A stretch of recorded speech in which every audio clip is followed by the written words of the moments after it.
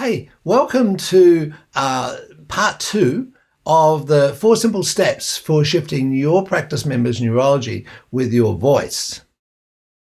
Now, a common challenge that chiropractors have is communication. You know, when we do surveys of chiropractors, when we take on new people into our coaching, we have this come up time and time again. You know, it's just like, people aren't doing what I want them to do, or I'm having difficulty communicating, or they just get the wrong message, and things just don't seem to work out. It goes to cactus. I say one thing and give recommendations that are based on that, and they seem to say yes, but then they change it later on. They don't follow through. All that sort of stuff. And I'm sure you've had that experience too. So you know what you want for your people. You've got the skills. You know what's possible. You have the way of seeing the world, but unfortunately they have a different way. There's different model. So it's about making sure that you can bridge this gap. And what we find there is that you can and will communicate effectively when you're in their world, no matter how strange it is. So let's explore this. Let's have a look at the fact that your vision for them can be bigger than theirs until you find out what theirs is. And it may not be the same as yours, but you can bring yours to meet theirs and expand theirs out. So, many people need a lot of information. And there are people that the signs for these people that they're information hungry. They have to fill their understanding with data. So a guy comes in on a regular basis and has for the last, probably 4 years now. His name is Keenan, and he's in a corporate executive position, comes in late in the evening, always working on his computer, sitting in the reception area, doesn't do phones, he does the laptop. And he has a long story about everything. Everything is in detail. And so this used to really irritate me because I was wanting him to acknowledge what an amazing day it's been, and what fantastic things you're going to be doing with your body as it's functioning better now, and things like that. And he wasn't relating to that. But he'd get into these stories. He had every technical name in the book. I mean, he would research, and he still does research. In fact, his wife is a researcher, so it sort of helps in that context. But he would not just say, "Oh, look, I've got an irritation going on down my low back." It's my left sacroiliac superior aspect of that area is giving me a deep drilling, sort of nauseating pain. He'll go into all the detail of it in terms of this blow by blow description of what his body is doing, and at this level, then he has a tendency to catastrophize things because. He's a thinker. He goes down deep, and he wants to understand all the little details. And of course, everything can be linked to something that's disastrous. And particularly if he goes and does the research on it, then he confirms that he must have some weird arthritic condition that's affecting his whole body, and it has in 0.3% of the cases affects the heart, and so then he has a tendency to want to go see the heart surgeon, and there's this drama that takes place because of this insatiable need for knowledge into his neurology. And so for me, the challenge is really, really big here. I'm bringing out the most extreme example in my recent practice history of many, many decades. And I really have to multitask with him. I really had to look at how could I go about my work and get the job done, plant some seeds of hope, and at the same time satisfy this it seemed like just an unsatisfiable desire to have information. So let's have a look now at what happens neurologically when we're working with a person like this. And I'm sure you can recall someone, and many people, in fact, in your practice who have a similar sort of processing. Now, this is, in the context of how we relate to people, this quadrant loves to use words. And you'll notice that they will be quite verbose and quite long-winded in their words. So this is the land of the quadrant 2.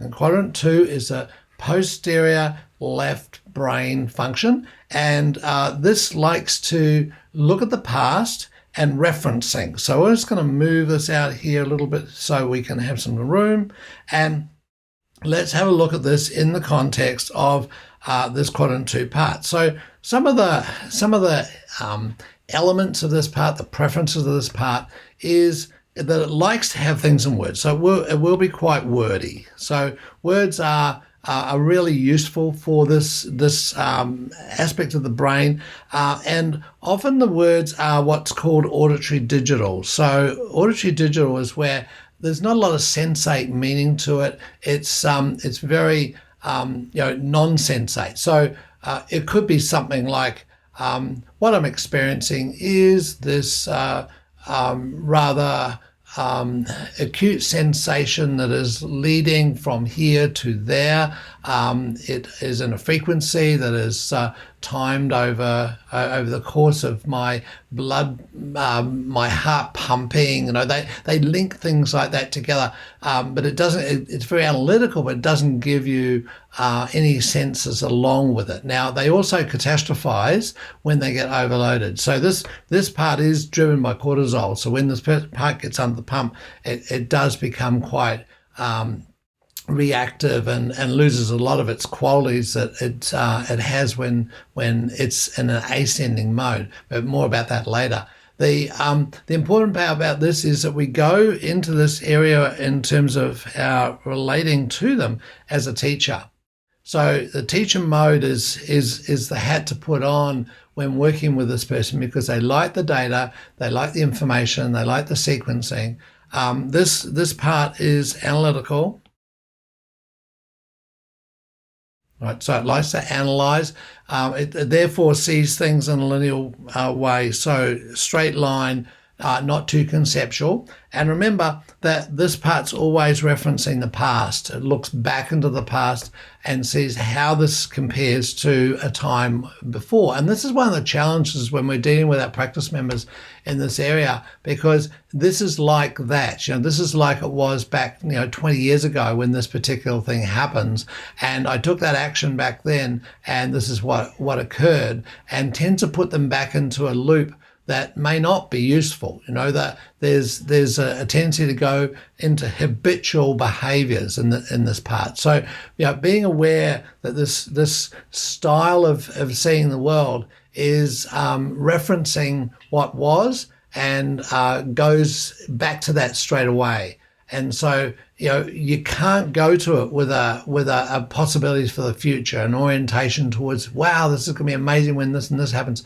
No, it's got to be, so what are you noticing there that is familiar? And they'll go, well, I had this when I was 5, and I had to be on antibiotics for a year or two, and rah. So that becomes their complex equivalent. That's what they've reference, that will, because it's like this now, therefore that's what I'm going to have to do.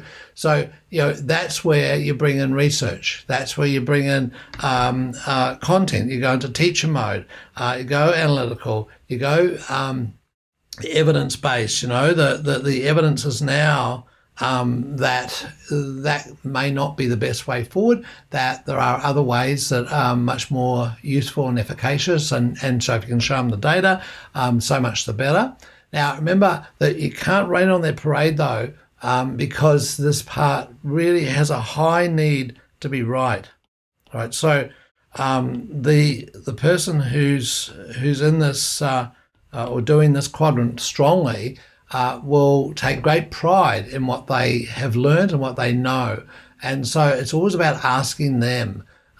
So throw it back to them as a good teacher would, is to say, well, there's some a modern context of this or current context of this, and what are you, what's your knowledge about it, what do you think about it, what have you read about it, and so forth. So giving lots of information, being proactive, having the articles, the copies of the reports and the white papers and so forth on hand is really appreciated by this learning style. It likes to have that data down, and you'll see many chiropractors who live in this quadrant, and that's their whole world. So it works great for people around them who are like them in this particular neurological processing. However, it doesn't work very well for people who aren't in this area. They think they're weirdos because they're just so nerdy. So this is the thing with this exploration that we're doing right now, is that it's one size doesn't fit all. And so this is the area where you can use your voice, because the voice of auditory digital is one that rings very true for this type of person, or this person who has this processing. And not that they don't have all other parts, but if this happens to be the part that makes them sing, then you'll know about it. And you think about the people in your practice right now, there's people who just lap this stuff up. So this is about attending to them in this way. It doesn't mean that you have to change your whole way of practicing around. It's simply that if you want to be a smart communicator, then communicate to these people in their particular way. So there's making sure that above all that you're credible, and that the sources that you use are credible as well. And make sure that the numbers and the percentages and all the things that will make a difference to this analytical part of the brain are put in place for this person. So that's the nature of this. This is, if we shrink that back out again, what we see here is we're dealing with this quadrant 2 part. The quadrant 2 part is a very useful part, because it makes sense of the big fluffy stuff that the quadrant 1 part comes up with, and then processes it through so it can be used by the quadrant 3 part, which we'll talk about in the next video. So that's the nature of this. Make sure that you are aware firstly of your own processing preferences, and by doing that, then you'll have an appreciation of others, particularly those that are very different to yours, and you'll be able to then start to move into their model. So that's one of the things we do with coaching, and it does take time to appreciate these and to apply them. But what this does is to give you an ability to communicate in their model of the world. You use their words, it'll make sense to them. When it fits inside their model, then they'll feel comfortable, they'll feel nurtured, and that's the key aspect of the quadrant 2 part. They like predictability, they like to have things consistent, and that then allows them to be regular with their care. It allows them to keep their appointments, and they're great appointment keepers of people who function highly out of quadrant 2, because once they've committed to something, they will follow through on it. They'll do the exercises, they'll follow the diets, they'll do all the things that they're supposed to do, because it's right, because it's proper, and because they don't want to make a mistake of it. So that's the neat part about spending some awareness and some skills, developing skills to work with each of these quadrants. And in this particular case, it's probably easier than some, although it's harder to get into it if you're not in that quadrant. So to understand where they come from, but to work in that context produces huge results. So that's the summary of this aspect of the communicating with the brain. And if you want to have a chat about this, if you want to help nail some of your communication blocks, if you'd like to drill down on some aspect of practice communication in 2021, then I'm very, very happy to have a chat with you and just see if it would be a fit for us to work together in this. So if it sounds right to you and it makes sense and it just feels right, then enter communicate. Just put communicate below and we can have a chat, and I really look forward to catching up. So I'm Mark Postles, and thanks so much for watching this video. Cheers.